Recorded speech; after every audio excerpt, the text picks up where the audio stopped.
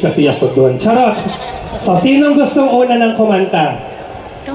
Sige na. Kayong dalawa na. Kasi wala kayong magagawa. Kasi kahit pumunta kayo doon sa upuan ninyo, pupuntahan ko pa rin kayo doon para kumanta. So, nandito na rin lang kayo. Kato, di ba gusto niyo ba silang kumanta? O magpalakpakan lahat na gusto makita at marinig kumanta mga inyong katinan. O, yun.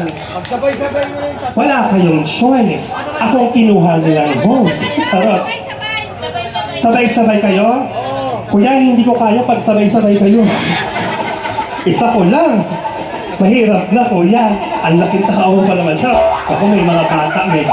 Ayun, dalawang bata. Halika kayong tatlo dito, yung tatlong pogi namin, no? Sige po, halika kayo dito.